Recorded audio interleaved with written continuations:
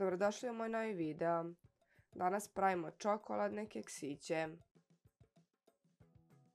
Potrebne mere ću ostaviti u komentaru koji ću pinovati kako bi mogli uvijek da pronađete. Za početak je potrebno da istopimo, to jest ispržimo puter. Znači nije samo da ga istopimo. Kad se istopi nastavimo da ga pržimo. Slobodno ga ostavite na najjačoj temperaturi jer on treba da dobije braunkastu boju.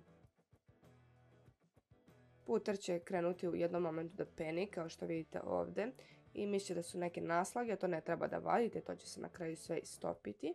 I vidjet ćete ovako kada dno počne da se lepi i da dobijete ove brown trunčice, da tako nazovemo, onda znate da vam je puter gotov i možete da sklonite sa strane da se malo ohladi u šerpici, pa ćemo tek onda da ga prenesemo u činiju u kojoj će nastaviti da se hladi. Znači puter mora biti kompletno hladan.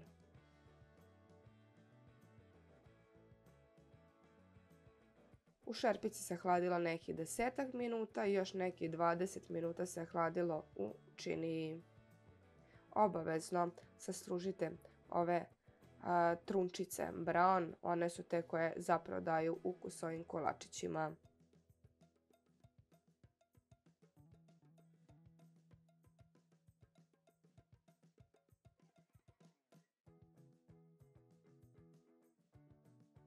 Kada je puter kompletno hladan, znači vidite nije se stegao, znači sačekali smo samo da se skroz ohladi, dodajemo beli šećer.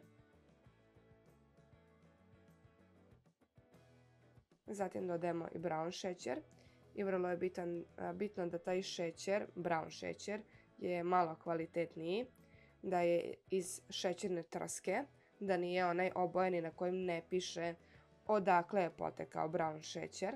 Tako da razlika je neki 150 dinara između tog jeftinijeg i ovog skupljeg, tako da nemojte štedjeti na brown šećeru, inače će vam se razliti jako kolačići jer ovaj šećer sadrži u sebi i melasu koja je zapravo bitna da se sve to dobro stegne.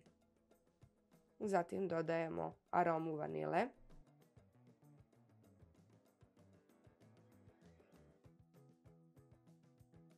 Dodajemo jedno cijelo jaje koje je bilo sobne temperature. Izvadila sam ga otprilike prema što ću krenuti da ispržim puter.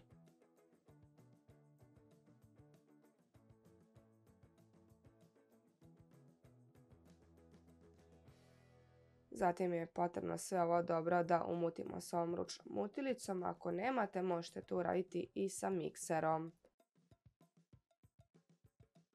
Vidite kako je počelo da menja boju. Znači treba da dobijemo neku sad svetliju boju. Nažalost ne mogu reći kad tačno je gotovo, ali neke 3 minute sam ja ovo ručno mutila.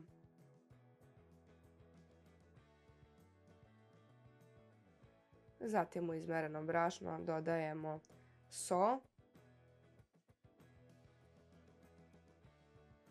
Zatim sam dodala prašak za pecivo i sad ću dodati soda bikarbonu koja je za kuhinsku upotrebu, odnosno za pripremu hrane. Zatim ćemo sve to dobro da izmešamo, a onda ćemo to sve da prosejemo. Prosejam direktno u činiju, odmah dodajem svu potrebnu količinu.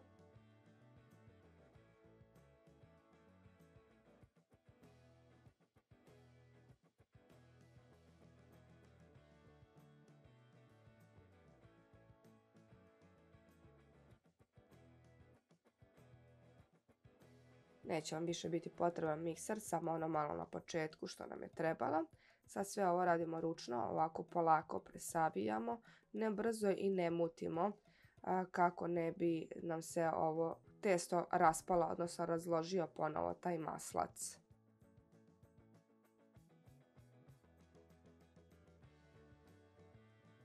Ovo sam sve radila polako, samo sam ovdje ubrzala s njima kako bi skratili proceduru, a da ne bi preskočili nešto, kako bi vidjeli ceo postupak pravljanja ovih čoko keksića.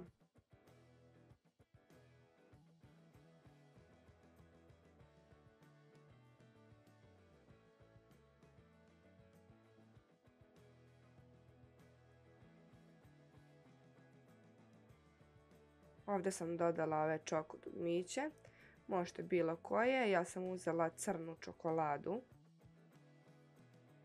I sad opet ovo, da kažemo, presavijamo testo.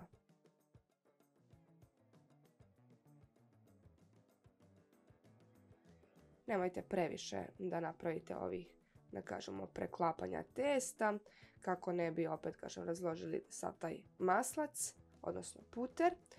Na kraju stavljamo stretch foliju i stavljamo u frižider na hlađenje minimum 1 sat. Znači mora se dobro ohladiti ovo testo.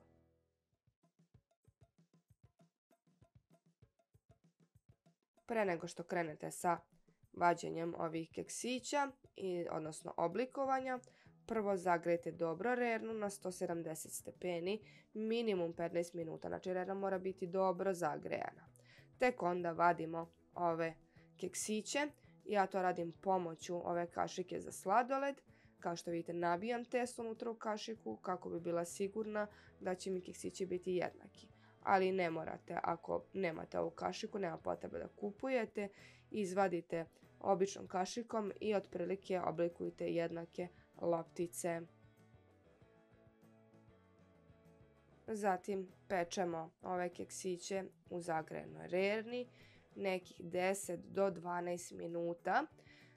Keksići ne treba da postanu tamno brown od gore, oni treba da budu svetli. Od dole će oni biti tamniji, a unutra će biti savršeni. Znači nemojte da ih prepečete.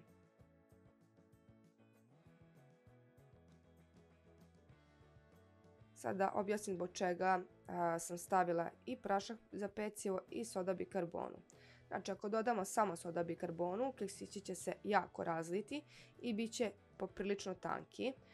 A prašak za pecivo će podići keksiće gore. Tako da sam ja napravila kombinaciju jednog i drugog, da ne budu ni previše tanki, ali da ne narastu ni previše, da budu savršeni.